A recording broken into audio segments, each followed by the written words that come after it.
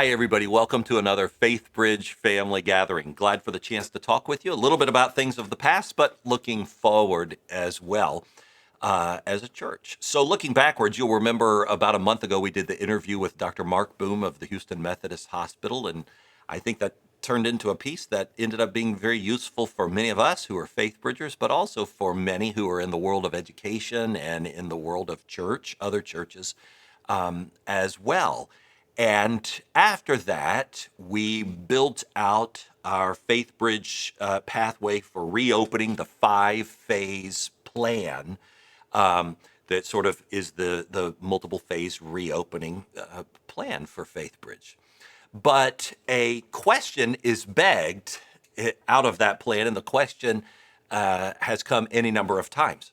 Well, how will we know when we are going to be able to move from one column to the next, from one phase to the next? And I want to bring you in on two lenses that are shaping us as we make these determinations, because I think these will be lenses that you can use in your own life as well. The first one comes from Dr. Boom. It wasn't available when we did the interview, but it's called TMCEDU. And that's the Texas Medical Center that's pooling all the data from all the hospitals, not just Methodist, but all the hospitals down in the medical center. And they pool their data together and post every single day graphs that are showing here's how we're doing, here's how Houston's doing with COVID-19. So you can look those up. And I said, well, Dr. Boom, that's a lot of graphs, like 8 or 9 or 10. Suppose I could only look at like 1 or 2 primarily. He said, okay, well, the one you want to start with is go to daily new COVID-19 cases in Houston, because that's just a simple bar graph that will help you see, are we in the green zone? That's what we want. Remember from the CDC, we want 14 days of green because that's sort of officially when we move forward, right? And yellow is so-so, and then red, that means we're going backwards, that it's starting to spread again. So there's just a demystified lens that you can access, and it has really helped me because I want to know, well, who are these experts and who are these people that, well, you can just go and you can look for Houston, and there it is right there. But I want to give you another lens that I've kind of created that I think it could be helpful, not just for me, not just for Faithbridge, but even for you in your own personal life, and I'll try to illustrate that. And that's more of a qualitative lens that will help us to be guided forth as we're sort of moving. Let me show you just a visual of it. It's a graph with X and Y axis. It's not the same X and Y axis that I was using several weeks ago, though. It's changed. So let me outline it for you. On the X axis going across, you would have what we'll call the quality axis, okay? So you have low quality on one side, that would be the left side is where I've put it, and high quality over on the right-hand side. So you have low quality and high quality experience. I'll explain this or illustrate it in a few moments. Now, there's a vertical axis, that's the y-axis that goes north and south. This is what I'm calling the urgency axis, okay? High urgency, low urgency. There's a sense of high urgency for many people. I need to get back to work. I need to make money. I need to buy food. High urgency, right? Other things, low urgency. Okay, so now what I want to do is try to illustrate for you how we've been applying this here in the recent days at Faithbridge as we're looking at the phases and trying to figure out, okay, how do we move forward? Because you can take the journey with us. So let's start up in the quadrant 1 up on the top right-hand side. That's the high urgency, high quality quadrant.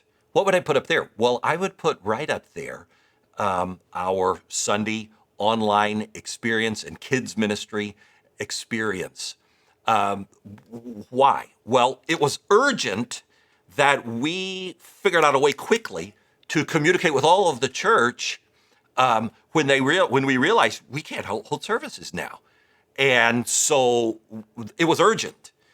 And gratefully, we have the staffing and the talent, the creativity on the team, not so much for me in this category, um, to figure out here's how we're going to do it. So we've created a high quality experience, and we've met the urgency.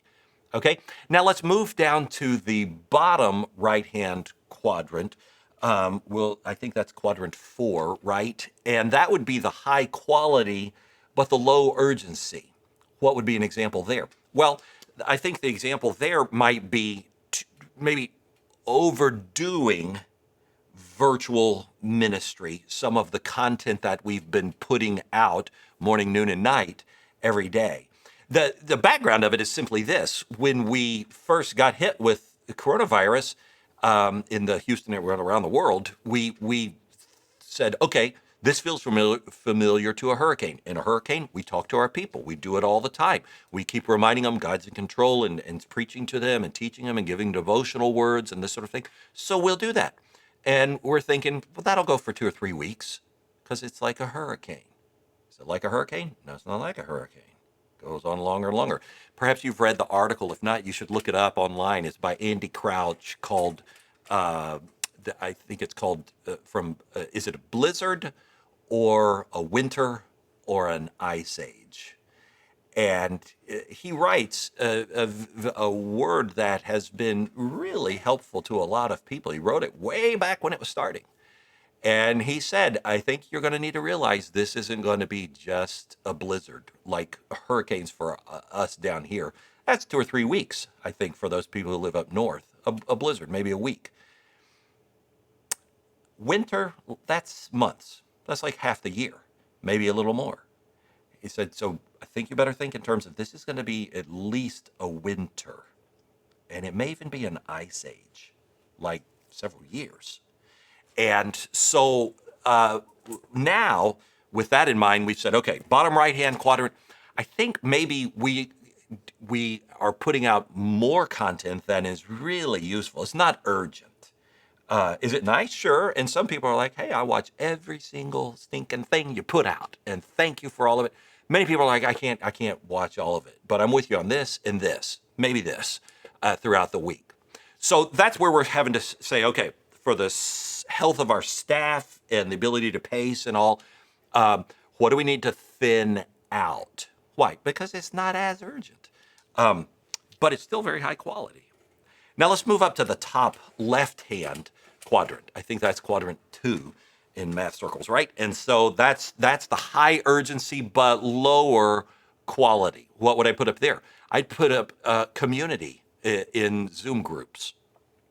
Is it good? Yeah, it's good. Is it great? Rarely. Not as great as the real thing, being in somebody's living room and that sort of. Like Suzanne was telling me that she leads one of the ladies groups on Thursday nights, and after a recent one, she came out of the room when it was over, and I said, "Well, how was it?" She said, "It's pretty rough tonight." Why was it rough? Well, one lady, whenever she talked, it was coming through. It's garbly. We couldn't understand her, but we wanted to because she clearly had some thoughts and. That was awkward. And then another person never could get on the group, and I can't get on the group because I'm having technical difficulties. And she said it was a little frustrating, but we still made as much lemonade out of the lemon as we could.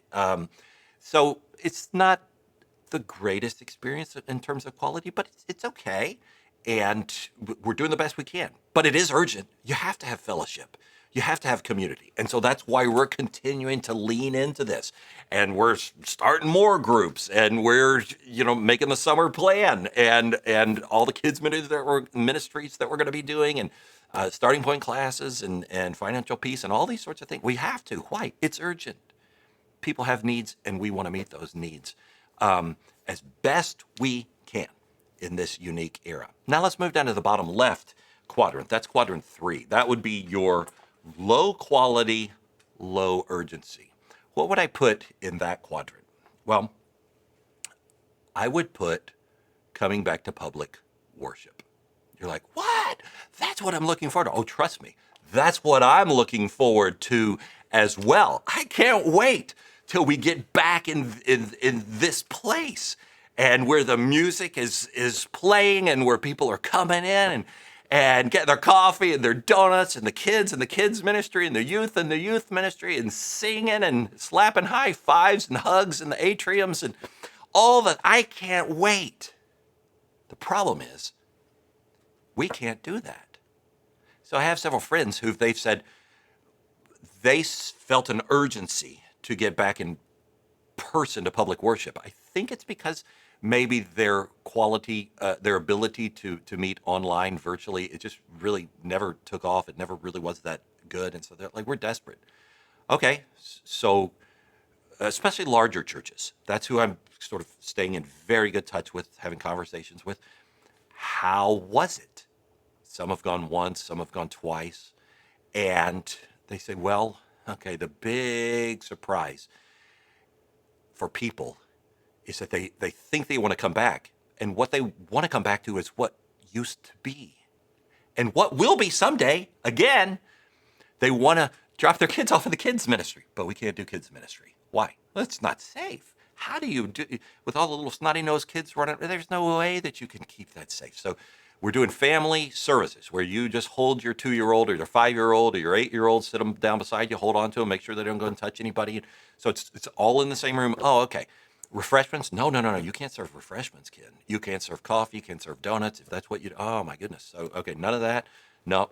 What about like masks? Well, some people wear them, some people don't. That's why we don't sing very many songs, maybe one song, because we don't want people spitting. And they say when you sing, you spit a lot and all this kind of stuff. And it's like, wow, that's kind of confusing. And so how do you seat them? Well, we queue them up in stanchions, sort of like at an airport or a movie theater.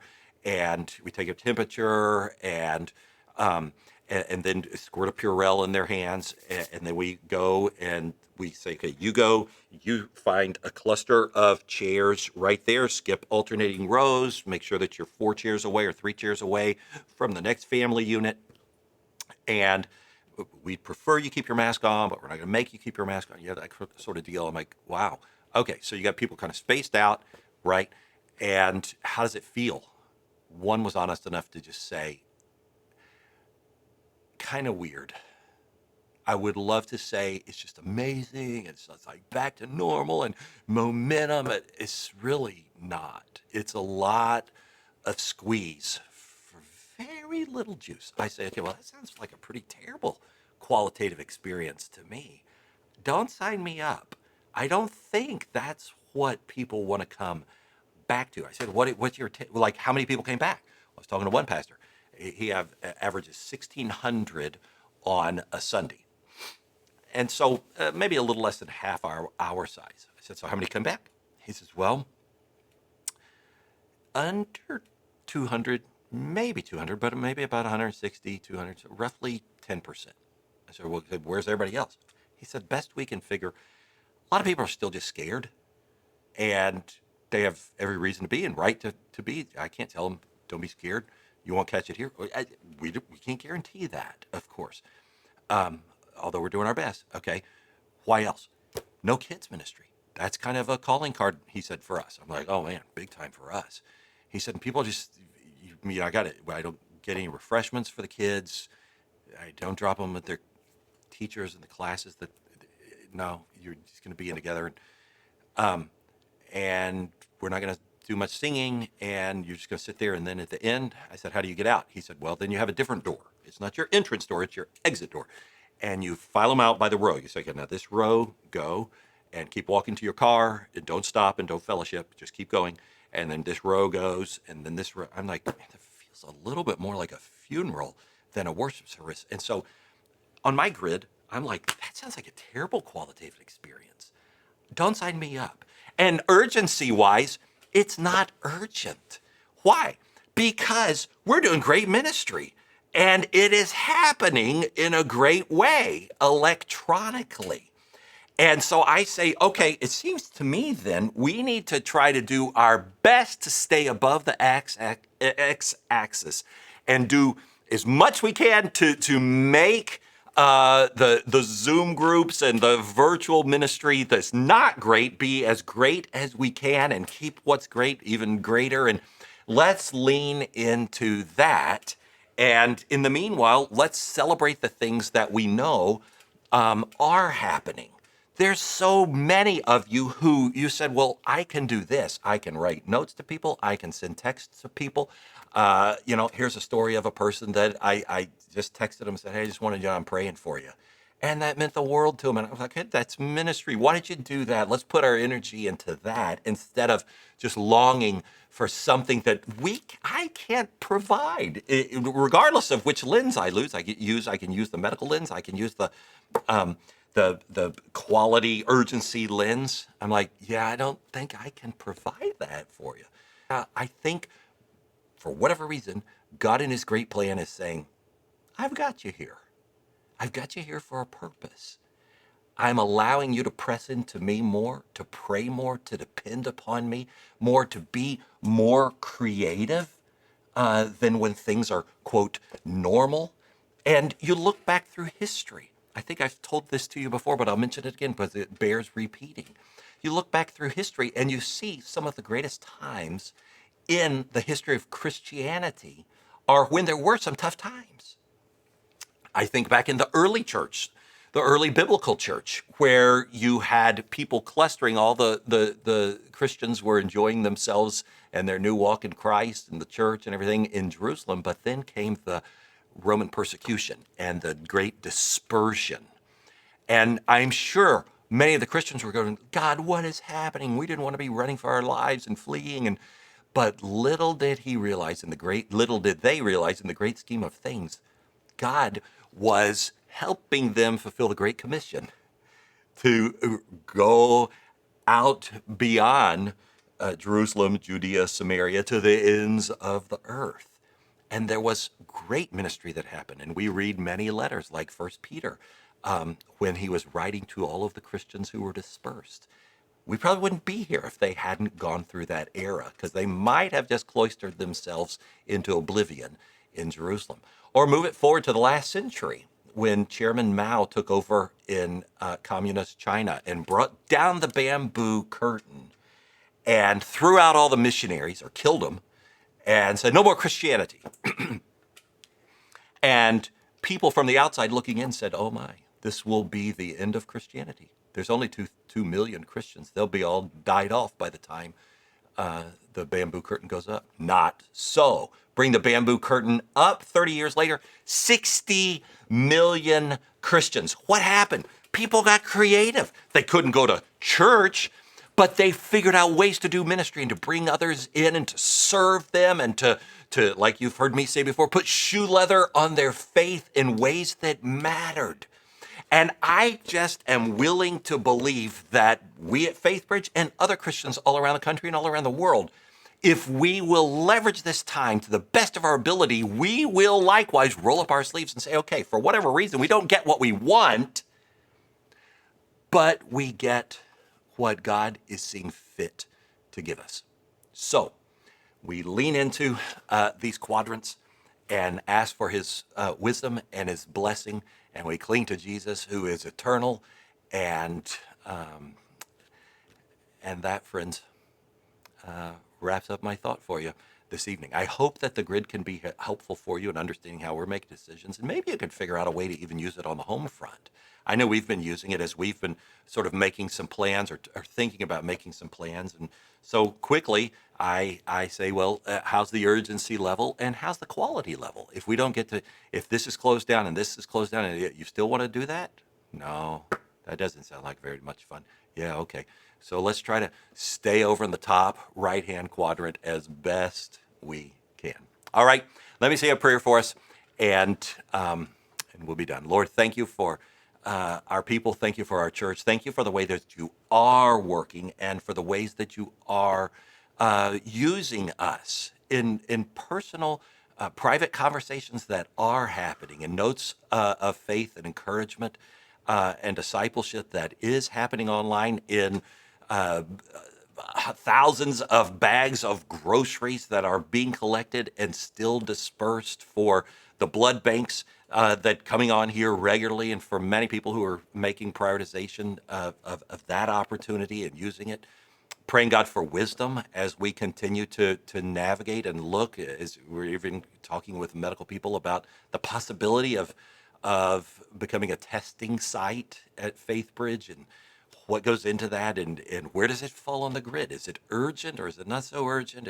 Can we do it well? And Lord, won't you give us all wisdom, all at church and just all of us personally and our families, that we might step daily with you, trusting, depending, loving you with all of our heart and all of our soul and all of our minds as well. For we prayed in the strong name of Jesus. Amen. Hey, everybody. Thanks for spending the time with me. I hope that you have a super evening and a great week, and we'll be talking to you along the way. Good night.